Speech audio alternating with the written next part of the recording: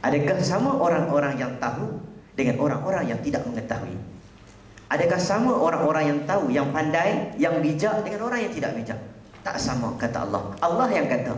Walaupun ada orang menganggap, dia kata, Ustaz, tidak ada masalah, saya ni tak pandai pun tak apa, janji saya beriman kepada Allah. Saya tak pandai pun tak apa, janji saya beriman kepada Allah. Istiqamah saya kepada Allah Ta'ala. Kata-kata itu sebenarnya kata-kata yang salah. Sebab dalam Al-Quran, bila mana Allah sebut tentang perkataan orang yang tidak beriman, orang yang tidak beriman, orang kafir, orang dan sebagainya, Allah sebut, di hujung ayat tersebut Allah kaitkan dengan la ya'lamun, humul jahilun, humul la yatafakkarun. Allah kait mereka itu golongan-golongan yang jahil. Orang tak beriman dikaitkan dengan jahil. Mereka yang tidak beriman itu dikaitkan dengan orang yang tidak mengetahui. Mereka yang tidak beriman itu dikaitkan dengan la yatafakkarun, orang yang malas berfikir. Maka kita katakan hari ini, orang yang beriman itu perlu dikaitkan dengan orang yang rajin berfikir. Dan orang yang rajin berfikir itulah sepatutnya layak untuk dia menjadi orang yang paling beriman di atas muka bumi. Sebab tu yang ada depan ni sepatutnya tak payah nak ceramah, orang depan ni adalah orang yang paling layak untuk menjadi orang yang paling beriman di atas muka bumi Malaysia ni. Setuju atau tidak?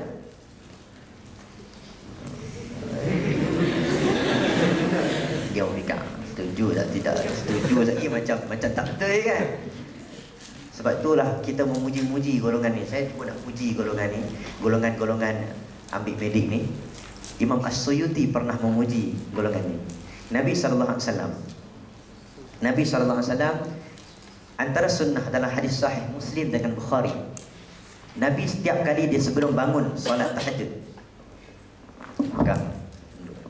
Nabi sebelum bangun solat tahajud, Nabi akan keluar dan tengok ke langit. Bukan kumpulan ke langit tu. Nabi akan keluar tengok langit, tengok bulan dan bintang. Tengok, kemudian Nabi akan baca ayat Al-Quran surah Ali Imran ayat 190 dan 191. Itu hadis sahih yang mana kata Syekh Haifah Ar-Rashid antara sunnah-sunnah yang sudah ditinggalkan oleh umat. Nabi akan keluar, Nabi akan tengok ke langit, Nabi akan baca surah Ali Imran ayat 190 dan 191. Ayat apa? Ayat yang masyhur. A'udzubillahi minasyaitonir rajim. Inna fi khalqis samawati wal ardi wa ikhtilafil laili wan nahari laayatin liulil albab. الذين يذكرون الله قياما وقعودا وعلى جنوبهم ويتفكرون في خلق السماوات والأرض ربنا ما خلقت هذا باطلا سبحانك فقنا عذاب النار. Nabi akan tengok, Nabi baca ayat tu. Ayat apa tu? Semua orang tahu kot Doktor, wayar ni panjang? Wayar ni nampak macam panjang? Tak panjang kan? Boleh boleh berjalan sampai ke depan tu, naik 3-4 pun boleh ni. Tak apa, kita tanya soalan tajwid. Tanya.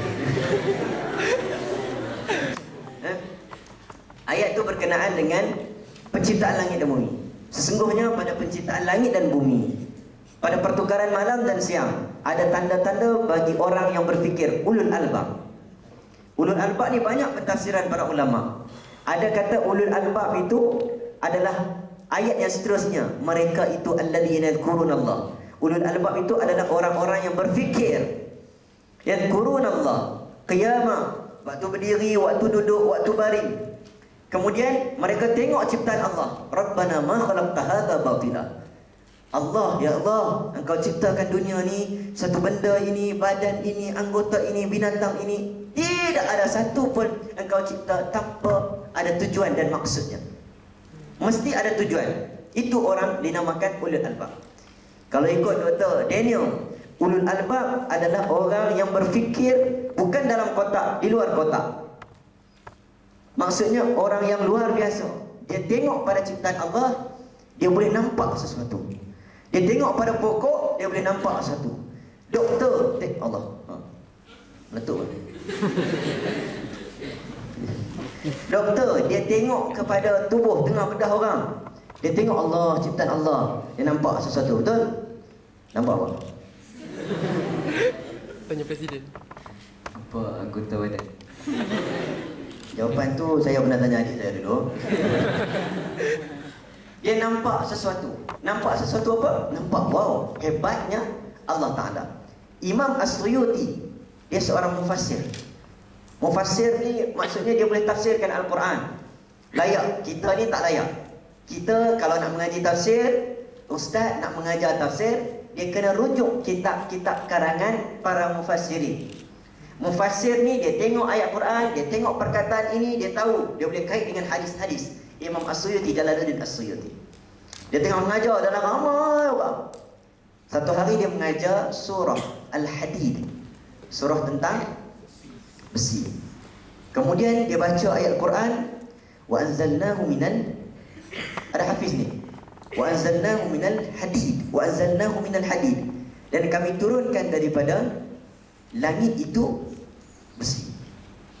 Waktu di tengah syarah tu, ada anak murid kat tangan, wahai Syekh Jalaluddin As-Suyuti, nak tanya kamu kata besi Allah turunkan daripada langit. Pada zaman dahulu, besi yang difahami adalah daripada bumi. Macam mana ni ayat Quran ni? Mana satu betul? Daripada langit ke daripada bumi? Kalau orang beriman, dia tak perlukan dengan pembuktian saintifik. Betul tak? Jalaluddin pun dia kata, mestilah kalau Allah cakap Quran tu betul. Tapi dia tanya lagi. Jalaluddin As-Suyuti, seorang mufassir, tak boleh nak menjawab. Dia kata, benarlah kata Allah, inna fi khalqis samawati wal ardi wa ikhtilafil laili wan nahar la ayatin li ulil albab. Ulil albab itu bukan aku, dia kata. Bukan aku. Aku boleh tengok pada ayat Quran, boleh tafsirkan ayat Quran. Tetapi aku rasa ada golongan lain, golongan yang tengok ciptaan Allah, dia boleh faham ciptaan Allah, dan dia boleh kaji dan kaji dan kaji. Itulah katanya ulul albab. Siapa dia mereka? Datang orang-orang yang ramai masuk Islam kemudian pada zaman sekarang, zaman sains zaman sekarang ni kan. Zaman dulu zaman sejarah, zaman dulu zaman syair, Quran itu sampai akhir hayat, sampai akhir zaman. Zaman Nabi orang tak gunakan sains untuk lawan dengan orang lain. Orang gunakan ayat Quran dengan sebab hebatnya syair dalam Al-Quran. Kemudian zaman persejarahan, zaman tu orang pakai kaji sejarah, kaji sejarah, tengok-tengok, Quran ni dah lama dah cerita. Quran macam mana Nabi boleh tahu kisah Nabi Musa? Macam mana Nabi boleh tahu kisah? Hebatnya Quran. Orang lawan orang lain, kitab-kitab lain berdasarkan sejarah. Zaman sekarang orang lawan kitab-kitab lain berdasarkan sains. Sekarang ini cek balik, rupa-rupanya dalam talk Dr. Maurice Bucaille, dia kata memang benar besi itu dia perlu digabungkan dengan tenaga solar. Betul tidak? Saya pun tak tahu. Besi daripada bumi itu perlu digabungkan dengan tenaga solar, baru dia boleh jadi besi. Betul? Doktor? Tahu dalam perut dia sakit perut apa? Betul tak? Tapi itulah yang dinamakan sebagai ulul albab. Kamu semua yang ada depan saya ni hampir 100% ke semua bidang kedoktoran? Ada yang bukan? Yang bukan? Bidang? Farmasi. Lebih kurang tu buat. Kebanyakan di antara kamu ini sudah menjadi super muslim sebenarnya. Super muslim sebenarnya. Tetapi macam mana harapan kita punya presiden tadi? Kami ni rasa, dia cara dia jalan tadi kan, dengan ayat yang penuh tersirat, kami rasa kami ni, ya Allah, kami rasa kami macam kosong jiwa kami kan. Bangun pagi hafal formula kan, petang jumpa orang, tengok orang, nak bercinta pun tak sempat. Betul tak? Boleh percaya kau. Tengah-tengah tak sempat tu, sempat lagi keluar dating. Betul? Betul tak? So saya ceramah dekat UM tu, tajuk dia tajuk berkenaan study, adakah kerana belajar kerana Allah atau kerana exam. Tajuk itu, tapi bila buka soalannya keluar nama tu, ismi Assalamualaikum, ismi Hizbullah, Ana akhukum fil Islam. Oh, dia ni kemah dia ni. Doktor Muslim super ni, Superman dia. Kita boleh hebat dia. Ustaz, dengan kekangan masa yang terdapat pada hari ini, cara cakap. Soalan saya Ustaz. Saya baru ditinggalkan oleh kekasih saya. Ingat kan tak sempat? Rupanya sempat lagi. Yang tu sempat. Sebab apa Ustaz? Dalam saya download benda-benda lain tentang pelajaran saya. Saya terdownload cerita Korea. Oh, patut pun. Tak sengaja. Tapi doktor mungkin tak sempat. Nampak muka semua baik je kan? Kesempatan itu, kekosongan jiwa kita. Apa yang kosong? Hari ini kita ada mikrofon. Cuba nak menyelami jiwa-jiwa pelajar-pelajar doktor. Cerita apa yang kosong sebenarnya? Ilmu dah ada. Kadang-kadang orang salah anggap kami study ni kerana Allah ataupun tidak, kerana exam. Exam tak salah. Study kerana exam pun tak salah. Study kerana Allah. Macam mana kamu nak buat study kerana Allah? Macam mana kamu nak buat study kerana Allah? MC. Study kerana Allah. Macam mana kamu nak buat? Contoh. Yang kata jiwa kosong. Tak sampai. Sampai.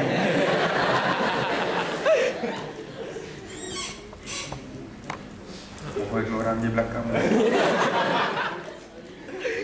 Agak-agak lah. Macam mana kita nak kata study kerana Allah?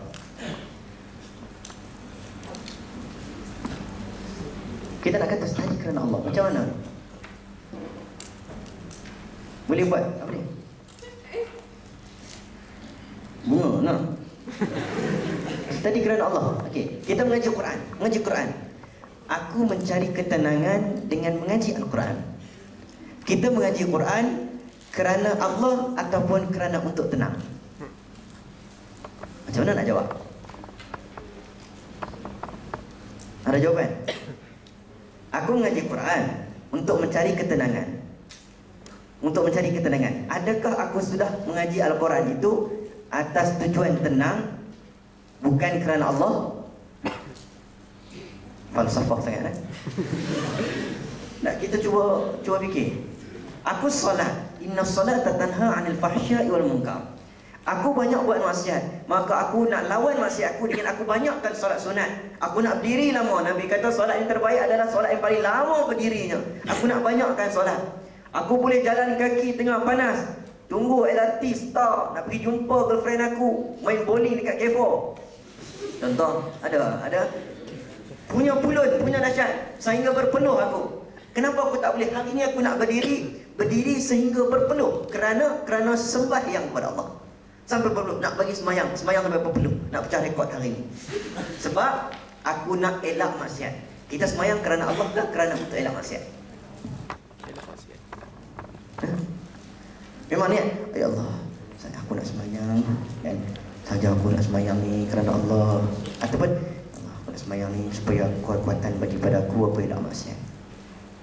Kerana Allah atau kerana elak maksiat? Macam mana ni? Boleh faham tak persoalan saya nak tanya ni? Semua itu mengarah ke arah kerana Allah. Walaupun study itu kerana exam, asalkan jangan exam itu semata-mata tujuan kita, matlamat kita. Exam itu merupakan wasilah. Sama juga kerana Allah, elak maksiat itu kerana wasilah untuk Allah. Tidak ada salah. Tujuan yang betul, elak maksiat juga kerana Allah. Dia akan hubung kait. Kalau kita tak nampak jalan kita, study kerana Allah tak nampak, mengaji Quran kerana Allah tak nampak. Tapi mengaji Quran kerana dapat ketenangan. Ketenangan untuk apa? Ketenangan untuk lebih kuat ibadat. Ibadat untuk apa? Dan sekali-sekali untuk Allah. Oh, betul lah. Sama tu. Study kerana apa? Kerana nak ambil exam. Exam untuk apa? Nak dapat cemerlang. Cemerlang untuk apa? Nak jadi Muslim yang power. Muslim yang power kenapa? Muslim yang power. Islam al-ya'lu wa la yu'la alaih. Islam itu tinggi. Tidak ada tempat yang lebih tinggi daripadanya. Biarlah kita nampak hebat. Muslim nampak hebat. Kita pun buat last sekali. Kerana apa? Kerana Allah. Tak ada masalah. Study kerana exam. Allah terlalu fikir, ya Allah, tidak ikhlasnya aku, maka tidak mati syahidlah aku nanti.